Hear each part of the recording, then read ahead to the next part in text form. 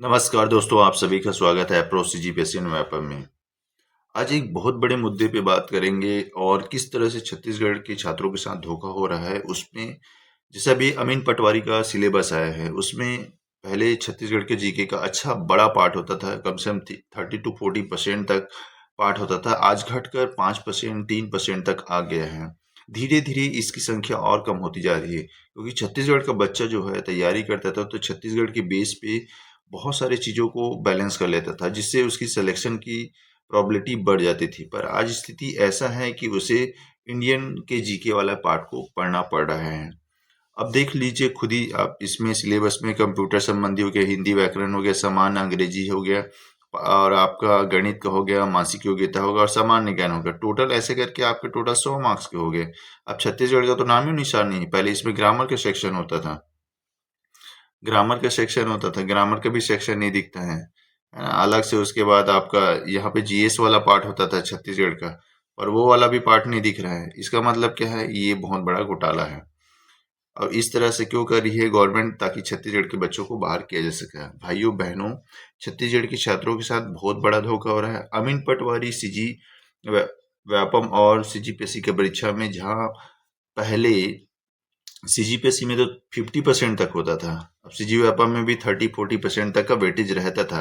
पर एक्चुअली में जो क्वेश्चन पूछा जाना चाहिए उसमें 50% का जो रेशियो होता है, वो आपका सीजीपीएससी को ही वेटेज देकर पूछा जाना चाहिए। लेकिन धीरे धीरे ऐसी स्थिति आ रही है कि पूरा सीजी को ही गायब कर दिया जा रहा है। यहाँ के पॉलिसी मेकर्स हैं, वो इस पर ध्यान ही नहीं दे रहे हैं। तो ये एक इशू है, बहुत बड़ा इशू है, जो छत्तीसगढ़ के लोगों को सीधा बाहर करने की राजनीति है। इसका सीधा मतलब है छत्तीसगढ़ के बच्चों से नौकरी छीनी जा रही है और बाहर के लोगों को फायदा दिया जा रहा है। पहले छत्तीसगढ़ जीके में लोकल बच्चों को अच्छा मौका मिलता था, क्योंकि बच्चे अपने राज्य के इतिहास, भूगोल, संस्कृति पढ़कर आगे बढ़ते थे और उसको सीखे हैं, पहले से सीखे हैं, तो उसको आसानी से मिल जाता था। लेकिन अब सिर्फ 3%, 5% बच गया है। बाकी का सारा सिलेबस है वो सेंट्रल लेवल का चला गया है। पूरी तो सेंट्रल लेवल पे तो बना है, पूरा सिलेबस देख लीजिए आप, पूरा सेंट्रल लेवल पे ही इसको बना दिए गए हैं, ताकि वहाँ के बच्चे जो एसएससी की तैयारी करते हैं, बैंकिंग की तैयारी करते हैं, बाहर प्रदेश से आए हैं, उन लोग क्या कर रहे हैं?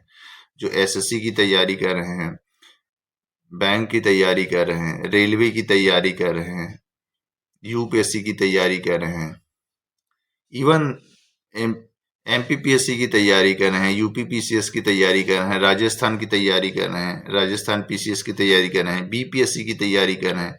इन सबको मौका मिल जा रहा है। अब इतना अच्छा सिलेबस है, तो कौन आसानी से इसको नहीं कर पाएगा? बस छत्तीसगढ़ वालों के लिए इसलिए दिक्कत हो रहा है क्योंकि उन लोगों को वैसा प्लेटफॉर्म नहीं मिल पा रहा है। लोकल बच्चे गांव-गांव से आते हैं, ज़्यादातर हिंदी मीडियम से होते हैं। हमारे यहाँ स्कूल का भी बड़ा प्रॉब्लम है। जब आप पढ़ाए च नहीं हो 12th तक ठीक से, तो फिर क्या करोगे? अब हम लोग हिंदी मीडियम से हैं, हम तो आत्मानंद में भी नहीं भर सकते हैं, क्योंकि 11 और 12th हमारे हिंदी मीडियम से है। उसके बाद यूपीएससी लेवल की तैयारी के लिए हमारे पास संसाधन ही नहीं है। जब आप टीचर ही नहीं भेजे, स्कूल का इंफ्रास्ट्रक्चर ही ठीक नहीं है, तो हम तैयारी क्या करेंगे? उन्हें जो फायदा मिलता था, अब उसे छीना जा रहा है। सवाल ये है कि क्या छत्तीसगढ़ का बच्चा अब आने वाले अपने ही राज्य में है, आने वाले समय में अपने राज्य में ही नौकरी पाने के लिए तरस जाएगा, या उसे बाहर जाकर काम करना पड़ेगा? बाहरियों का कब्जा देखते जा रहे हो अब। असली खेल वही है। आत्मानंद स्कूल ही देख लो, आधे से ज्यादा जो टीचर हैं, आपके आधे से जो ज्यादा टीचर हैं, कहाँ मिलेंगे? आत्मानंद में जो है बाहरी स्टाफ मिलेंगे, 50% से ओवर दिखेंगे। सरकारी दफ्तरों में भर्ती में देख लो, बाहरियों का दबदबा धीरे धीरे बढ़ते जा रहा है।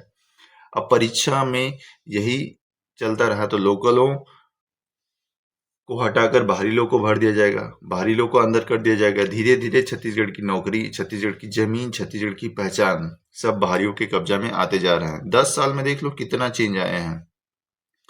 10 ईयर में कितना चेंज आया है, चाहे वो कांग्रेस गवर्नमेंट हो, चाहे छत्तीसगढ़ बीजेपी गवर्नमेंट हो, दोनों का वही हाल है। पर बीजेपी अभी गवर्नमेंट में, तो इसका तो पूरा सत्यानाश कर दिया गया है। कोई सिस्टम नहीं है कि छत्तीसगढ़ के युवाओं के साथ।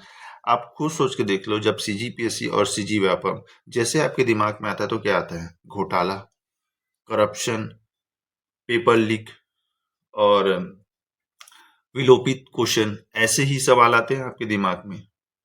तो ये तो छत्तीसगढ़ के बच्चों के साथ लगातार अन्याय हो रहा है। सरकार की नीति जनता के खिलाफ है। सरकार दावा करती है कि लोकल युवकों को मौका दिया जाएगा, लोकल युवाओं को मौका दे रहे हैं, लेकिन असली खेल उल्टा है। सिलेबस बदलकर साफ साफ बाहरी लोग को फायदा दिया जा रहा है, जो बिहार से आते हैं, यूपी से आते हैं, एमपी से आते हैं, उड़ीसा से आते हैं, महाराष्ट्र से आ रहे हैं, सारे लोग क्या फायदा उठा रहे हैं। सिलेबस बदलकर साफ कर दिया गया है, जनता को बेवकूफ बनाने का काम चल रहा है। सवाल क्या सरकार अपनी ही जनता के खिलाफ पॉलिसी बना रही है? एग्जामिनेशन सिस्टम और घोटाले सीजी व्यापम का नाम सुनते ही दिमाग में आता है पेपर लीक, करप्शन, घोटाला।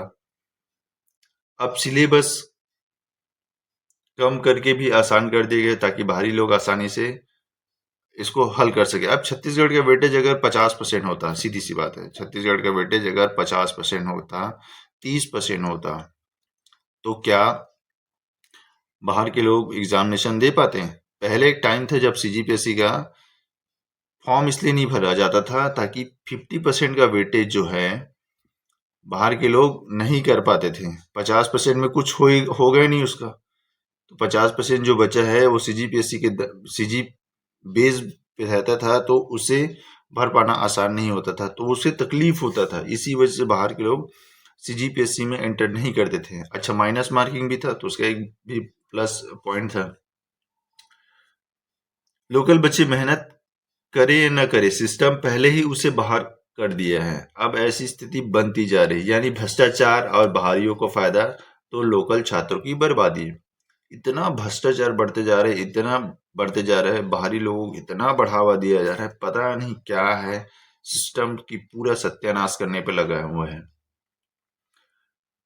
युवाओं पर सीधा असर हो रहा है। बेरोजगारी दर तो ऑलरेडी बढ़ी हुई है। लोकल बच्चा पढ़ाई करे या नौकरी से बाहर ही रहे, उसे अब क्लियर समझ ही नहीं आ रहा। मानसिक दबाव देख लो, मेहनत का कोई फल ही नहीं मिल रहा है। धीरे धीरे छत्तीसगढ़ की पहचान, संस्कृति और बोली खत्म होती जा रही है। युवा हताश और निराशा की ओर है। स्थिति यह गंभीर है। भैया, आप क्वेश्चन कभी भी पूछ देते हो और सीधा बोल देते हो ये क्वेश्चन विलोपित होगा, ये क्वेश्चन विलोपित होगा। इतना आपके पास टाइम नहीं रहता है कि आप क्वेश्चन भी ठीक से बना पाओगे। स्टैंडर्ड ही नहीं है क्या? जनता और अन्य समस्याएं देख लो आप। बिजली का और समस्याएं छत्तीसगढ़ में है। बिजली बिल आसमान छू रही है। दारू तो गांव गांव में तबाही मचा कर रखा है, बिक रहा है। स्कूल की हालत इतनी खस्ता है कि कई जगह तो शिक्षक ही नहीं है।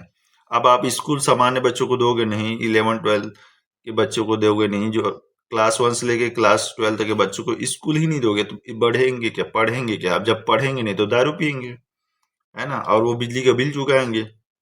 सड़क, अस्पताल, इंफ्रास्ट्रक्चर से कोई मतलब ही नहीं रहेगा, क्योंकि सरकारी तंत्र उसको सुनेगा ही नहीं।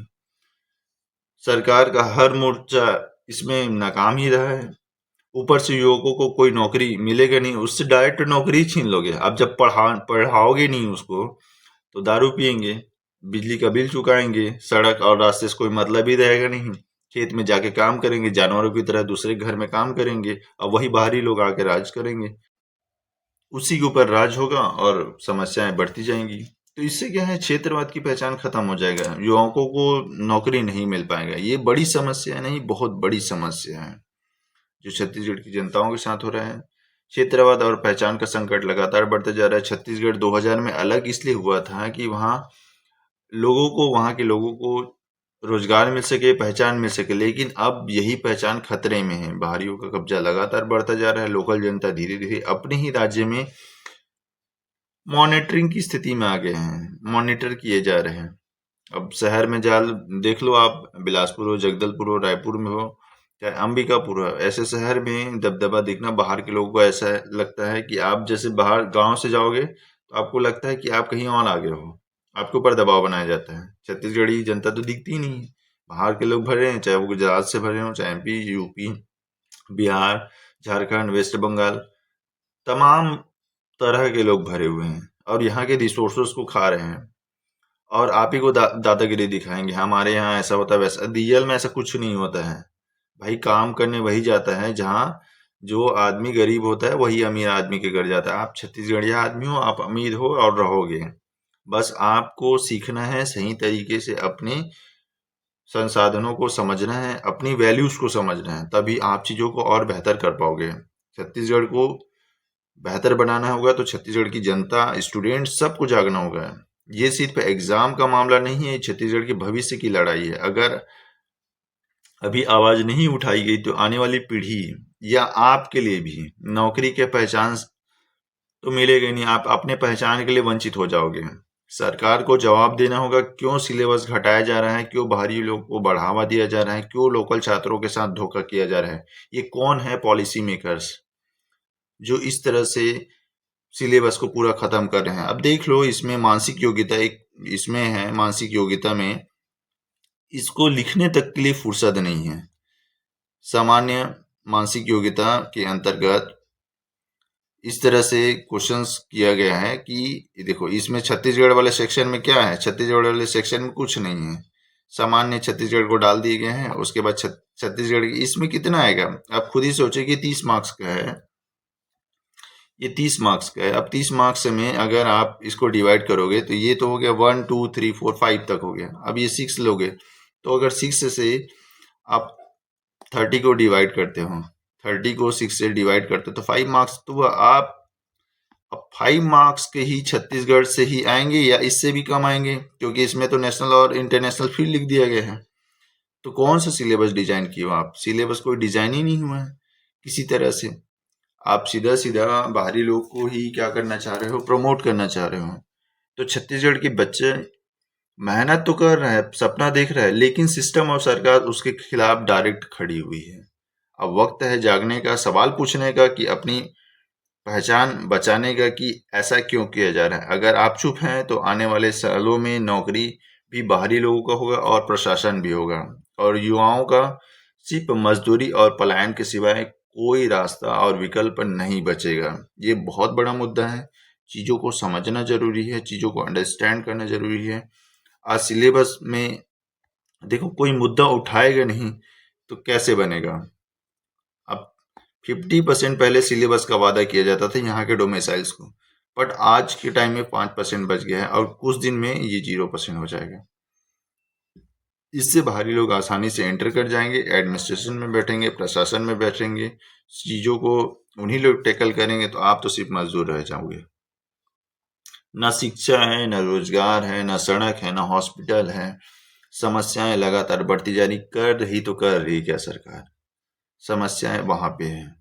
तो बहुत सारी समस्याएं हैं, सही तरीके से अगर सरकार इसको गाइडलाइन करे तो चीज़ें चेंज हो जाती हैं, बहुत सारी चीज़ें चेंज हो जाती हैं और चीज़ों को बेहतर किया जा सकता है। अगर आप सिलेबस की बात करते हैं तो सिलेबस को भी आप बेहतर रूप से बना सकते हैं, सिलेबस में भी आप चीज़ों को चेंज कर सकते हैं। तो वो उससे क्या होगा कि सही तरीके से एक सिलेबस होगा। अभी जैसे सिलेबस जो है जिसमें अमीन पटवारी का अंग्रेजी में 10 है, हिंदी में 10 है, कंप्यूटर में 10 है, गणित में 10 है, रीजनिंग में 10 है, सामान्य ज्ञान में आपका 30 मार्क्स के क्वेश्चन, ऐसे करके टोटल आपके 100 मार्क्स के होते हैं।